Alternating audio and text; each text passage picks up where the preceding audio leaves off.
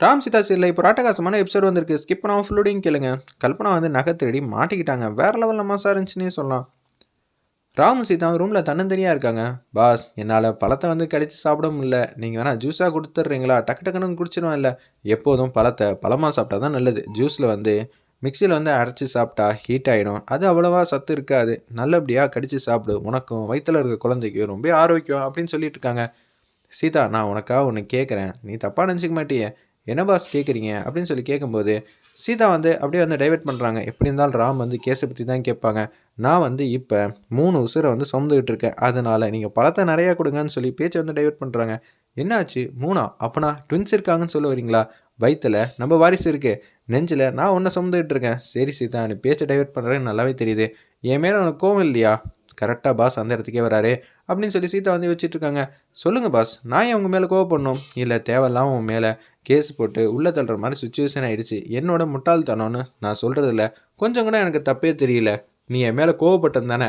Pass, உங்களோட வெகுளித்தனத்தை நான் எப்படி பாஸ் கோவம்னு சொல்ல போகிறேன்? இதுக்கு நீ கோவப்பட்டிருந்தா கூட நல்லாயிருக்கும். என்ன சீதா இப்படி சொல்லிகிட்டு இருக்க அப்படின்னு? என்ன பாஸ், நான் வந்து பல்ல கடிச்சிக்கிட்டு பொறுத்துக்கிட்டேன். எனக்கான பின்னணி பலம் வந்து இருக்குது. ராஜசேகரும் சும்மா இருக்க மாட்டாங்க. அதே மாதிரி சேதுராமன்லேருந்து எல்லோரும் இருக்காங்க. எல்லோரும் வந்து என்னை மீட் எடுத்துருவாங்க. நானும் வந்து யுத்வியோகமாக கொஞ்சம் போராடி வெளில வந்துடுவேன். அதே மாதிரி நீங்கள் அப்பாவி மேலே இது மாதிரி பண்ணிங்கன்னா அவங்க என்ன ஆவாங்க? நீங்களே யோசிச்சு பாருங்கள். சீதா, என்னால் புரிஞ்சுக்க முடிஞ்சிச்சு. தப்பு பண்ணவங்க பாயிண்ட் ஆஃப் வியூலையும் அவங்க தப்பு பண்ணியிருக்காங்களா இல்லையான்னு ஒரு வாட்டி இன்வெஸ்டிகேஷன் பண்ணி ஆரம்பிச்சதுக்கப்புறம் தான் அடுத்த கட்டத்துக்கு மூவ் ஆகணும். பாஸ், புரிஞ்சிருச்சுல? ரொம்ப சந்தோஷங்கிற மாதிரி யோசிச்சுட்டு இருக்கப்ப கல்பனா வந்து யாருக்கும் தெரியாமல் வந்து மகாவோட ஒத்துமொத்த நகையும் எடுத்துகிட்டு வந்துடுறாங்க. கிட்டத்தட்ட ஒரு 300-400 பவுண்ட் இருக்கும் போல இருக்குது. எல்லாத்தையும் வந்து ரெட் கலர் துணியில் வச்சு அப்படியே பார்த்துக்கிட்டு அவங்க வந்து போட்டுக்கிட்டு இருக்காங்க. பிரியா மட்டுங்க வராங்க ரூம்குள்ளே. அம்மா, என்னால் முடியலம்மா, எனக்கு ரொம்ப தலைவலிக்குதுமா அப்படின்னு சொல்கிறாங்க. இவ எதுக்கு தேவலாம் இந்த ரூம் பக்கம் வந்துகிட்டு இருக்கா? இதையெல்லாம் உன்னோட நகையாம்மா, சூப்பராக அழகாக இருக்குமா அப்படின்னு சொல்லிட்டு இருக்காங்க. அந்த இடத்துல ஒரு பக்கம், அம்மா எனக்கு தலைவலிக்குதுன்னு சொன்னல, இங்கே வந்து உட்காந்துக்க அப்படின்னு சொல்லும்போது மடியில் படுத்து தூங்கலான்னு பார்க்குறாங்க. ஏய், எனக்கும் தாண்டி தலைவலிக்குது, நீ எதுக்கிட்டே இங்கே வந்திருக்க? நீ மட்டும் எழுந்துப்போ. அம்மா, நீ சரியில்லைம்மா, என்னை பார்த்தா என்னமோ மாதிரி தான் இருக்குது அப்படின்னு சொல்லி பேச்ச ஆரம்பிக்கிறாங்க. அந்த இடத்துல மரியாதையாக சொல்கிறேன் இங்கேருந்து போகணுன்னு அவங்க மட்டும் போக ஆரம்பிச்சிட்டாங்க. அஞ்சலி, சத்யா, பிரியா 3 பேரும் வந்து இதை பற்றி டிஸ்கஸ் பண்ணிகிட்டு இருக்காங்க. அம்மா வந்து நான்சி வந்ததுக்கப்புறம் டோட்டலாக மாறிட்டாங்களே. ஆமாம்மா, எனக்கும் சந்தேகமாக தான் இருக்குங்கிற மாதிரி யோசிச்சுட்டு இருக்கப்ப சீதா உள்ளே வராங்க. ஆமாம், நான்சிங்கிற பேய் வந்ததுக்கப்புறமேட்டுக்கு எல்லாமே தலைகீழாக மாறுதுங்கிற மாதிரி சீதா வந்து சொல்கிறப்ப அஞ்சலி கடுப்பாயிட்டாங்க. என்ன நினச்சிட்டு இருக்க நீ உன் மனசில்? நீ தப்பாக வந்து பேசுறியா? ஓ, ஃபஸ்ட்டு வந்து சத்யாவும் பிரியாவும் உன் பக்கம் இழுக்கலான்னு சொல்லிட்டு வலை போட்ட. பிரியா வந்து மாற்றிக்கிட்டா. இப்போ நாங்கள் 2 பேரும் வந்து உன்கிட்ட வந்து ஃபேவராக பேசணும்னு நினைக்கிறியா? உன் பேச்செல்லாம் இங்கே பழிக்காது. சத்யா, நீ வாமா, நம்ம போகலாம். இவங்ககிட்ட பேசுறது 10 பைசா கூட பிரயோஜனம்னு சொல்லி தைலத்தை வந்து தடவிட்டு இருக்காங்க. அம்மாவுக்கு நகை மேலே தான் இன்ட்ரெஸ்ட் அதிகம். என்னது நகையா? ஏதுக்கு அவங்களுக்கு இவ்வளோ நகை? 400-500 பவுனா? நிச்சயம் அது ஃபுல்லாகவே வந்து மகாலட்சுமி நகையாக தான் இருக்கும் அப்படின்னு நம்ம சீதா வந்து யோசிச்சுட்டு இருக்காங்க. முதல்ல என் மடியில் வந்து தூங்கம்மா, எதுவாக இருந்தாலும் பார்த்துக்கலான்னு சொல்லி சத்யா வந்து மடியில் வந்து தூங்க வச்சிட்டு இருக்காங்க. சாரிங்க, முதல்ல வந்து உங்களை தையக்காரி அது இதுன்னு தப்பாக வந்து பேசிட்டேன். தப்பு பண்ணுறதெல்லாம் இயல்புமா. தப்பு வந்து திருத்திக்கிறதுக்கு ஏகப்பட்ட சந்தர்ப்பம் வந்து கிடைக்கும். அந்த சந்தர்ப்பத்தை நம்ம முறையாக பயன்படுத்திக்கிறோமா இல்லையான்னு தான் விஷயம். இந்த வாட்டி நீ முறையாக பயன்படுத்திக்கிட்ட, எந்த பிரச்சனையும் இல்லை. தப்பை திருத்திக்கிட்டல, இதுவே ஒரு மிகப்பெரிய மனப்பக்குவம் தானே. நீ தப்பு பண்ணதும் இல்லாமல் நீ இப்போ ஒத்துக்கிட்டு மன்னிப்பு கேட்குறல்ல, இது மாதிரி எத்தனை பேர் இருக்காங்க. அதனால் குற்ற உணர்ச்சிலாம் இருக்கவே வேணாம். இதுக்கு முன்னாடி நம்ம நடந்துக்கிட்ட விதத்தை அப்படியே தலைகளாக மாற்றிடுவோங்கிற மாதிரி அந்த இடத்துல சீதாவும் சத்யாவும் உற்சாகமாக பேசிக்கிட்டு இருக்கப்ப திருப்பி நகையெல்லாம் வந்து போட்டு பார்த்துக்கிட்டு இருக்காங்க. அந்த இடத்துல நம்ம கல்பனா உடனே அந்த ரூம் பக்கம் வேகமாக வராங்க. இந்த நகையெல்லாம் நீங்கள் எதுக்கு எடுக்கிறீங்க? இது ஃபுல்லாக மகாலட்சுமி நகை. ஏய், நீயே வந்து போகிற உள்ளுக்குள்ளே. அப்படி இருக்கும்போது உன்னால் ஒரு குண்டுமணி தங்கம் கூட காதல் கூட போட்டுக்க முடியாது. நான் அப்படியா? என்னோடய ஸ்டேட்டஸுக்கு 400-500 பவுன் கூட வச்சுருப்பேன். தாராளமாக வாங்கிக்கங்க சுபாஷ்கிட்ட சொல்லிட்டு. பிரச்சனை இல்லை. ஆனால் இது எல்லாம் மகாலட்சுமியோட உரிமை. அந்த உரிமை யாருக்கு போகணும்னா அஞ்சலிக்கு மட்டும்தான் போகணும். ஆனால் நீங்கள் வந்து எடுத்துக்கிறதெல்லாம் டூ மச் அப்படின்னு சொல்லி பேசுகிறாங்க. அந்த இடத்துல நம்ம சீதா, ஏய், எதுக்கடி இது மாதிரி பெர்ஃபார்ம் பண்ணிகிட்டு இருக்க? இந்த நகையெல்லாம் எடுக்கிறதுக்கு எனக்கு முழு ரைட்ஸ் இருக்குது அப்படின்னு சொல்லி பேசும்போது, நீங்கள் யார் ரைட்ஸை பற்றி பேசுகிறதுக்கு? நான் மகாலட்சுமியோட அக்கா, அதாவது இந்த வீட்டோட மூத்த மருமக. அப்படி இருக்கும்போது இந்த நகையெல்லாம் எடுக்கிறதுக்கு எனக்கு ரைட்ஸ் இல்லையா அப்படின்னு சொல்லி பேசிகிட்டு இருக்கப்ப நான்சி வந்துடுறாங்க. எங்கே இங்கே சண்டை?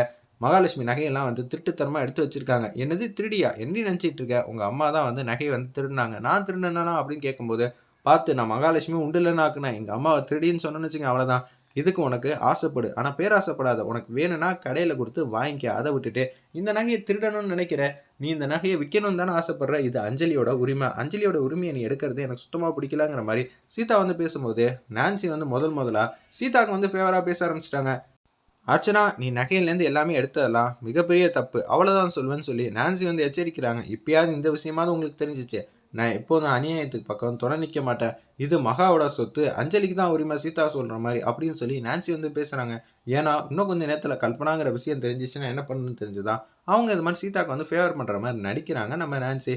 ஏய், உனக்கு இந்த வீட்டுக்கு என்ன சம்மந்தம், எனக்கு இந்த வீட்டுக்கு 1000 சம்மந்தம் இருக்குது, எனக்கு சம்மந்தம் இல்லையா, நான் மகாவோட தங்கச்சியாக இருந்தாலும் 3வது மனுஷி தானே இந்த வீட்டில், நான் மகாவோட அக்கா, அப்படி இருக்க சூழ்நிலை எனக்கு எல்லா ரைட்ஸும் இருக்குங்கிற மாதிரி அந்த இடத்துல வந்து விட்டு கொடுக்காம பேசுகிறாங்க. நான் செஞ்சதெல்லாம் கரெக்டுன்னு நம்ம கல்பனா இவளே வந்து மாட்டிப்பா போல இருக்கே, இவ்வளோ நான்சி வந்து வெளுத்தெறிஞ்சிடுறாங்க அந்த இடத்துல. ரொம்ப கல்பனா, இதுக்கு மேலே நீங்கள் 2 பேர் பேசுறது தகுதி இல்லையே, அப்படியா, இந்த விஷயத்தை நான் சேதுராமன்ட்ட சொல்கிறேன், சேதுராமன்ட்ட கேட்டு இந்த மாதிரி பர்ஃபார்ம் பண்ணியா, சேதுராமன்ட்ட சொன்னால் நானா பயந்துருவேனா, அவருங்க ரூமுக்கு பக்கம் போனதும் தப்பு, மகா கிட்டேருந்து 400 பையனு வந்து எடுத்ததும் தப்பு, என்ன நினச்சிட்டு இருக்க அப்படின்னு சொல்லும்போது ஹாலில் வந்து ஒட்டுமொத்த நகையை வந்து எடுத்து விரிச்சு வைக்கிறாங்க. இது ஃபுல்லாக வந்து இவங்களோட கையாடல். ஏய், யாரை பார்த்து திருடிங்கிற, அவ்வளோதான், மரியாதை கெட்டுரும் அப்படின்னு சொல்கிறாங்க. என் சுபாஷும் வந்து ஃபேவர் பண்ணுறாங்க நம்ம கல்பனாக்கு. ஏன்னா அவங்க அர்ச்சனாவா இல்லைன்னு தெரியல போல இருக்குது அந்த இடத்துல நம்ம சுபாஷுக்கு, அதனால தான் அவங்க வந்து ஃபேவர் பண்ணுறாங்க. ஏன் பொண்டாட்டிக்கு எடுக்கிறதுக்கு ரைட்ஸ் இல்லையா, அவள் தானே அடுத்தது மூத்த மருமக அப்படின்னு சொல்லும்போது கடுப்பாயிட்டாங்க நம்ம சேதுராமன். என்ன நினச்சிட்டு இருக்கீங்க, என் பர்மிஷன் இல்லாமல் ரூம் பக்கம் வந்தது தப்பு, வந்தது கூட சரி ஓகே ரைட்டு விடுன்னு பார்த்தா மகாவோட நகையை என்கிட்ட கேட்காம எடுத்து அவங்க வந்து போட்டுக்கிட்டு இருக்காங்க, இதெல்லாம் கொஞ்சம் கூட நியாயம் இல்லை அப்படின்னு சொல்லும்போது சீதா வந்து கடுப்பாயிட்டாங்க. நீங்கள் சொல்கிறீங்க அங்கிள், ஆனால் இதே தான் நான் கேட்டால் என்ன பக்கம் வந்து என்னென்னமோ சொல்லி கங்கரம் கட்டுற கதையெல்லாம் சொல்லிக்கிட்டு இருக்காங்க. ஏய், நீயே உள்ளே போவது தானே, நீ தான் மகா வந்து அமுச்சு வச்ச, நீ எல்லாம் இதை பற்றி பேசவே கூடாது, பேச்சை டைவெர்ட் பண்ண வேணாம், இங்கே கண்டென்ட் என்னவோ அதை மட்டும் பேசினா போதும்னு சொல்லி ராம் வந்து கடுப்பாகி பேசுகிறாங்க. ராம், என்னமோ சொல்கிற, நீ தானப்பா சீதா வந்து உள்ள தூக்கி வச்ச, அதுக்கான பேப்பர்லேருந்து எல்லாம் புகார் எடுத்துக்கிட்டது, இன்வெஸ்டிகேஷன் பண்ணது ஆரம்பத்துலேருந்து எண்டு வரைக்கும் நீ தான் பண்ணி கோர்ட்டில் கூட நிப்பாட்டின, இப்போ திடீர்னு நீ பேச்ச மாற்றலாம், ஆனால் நாங்களாம் பேச்செல்லாம் மாற்றியெல்லாம் பேச மாட்டோம், இங்கே என்ன பேசணுமோ அதை மட்டும் பேசினா போதும், தேவையில்லாமல் பேசுனீங்க அப்புறம் அவ்வளோதாங்கிற மாதிரி எச்சரிக்கிறாங்க நம்ம ராம்.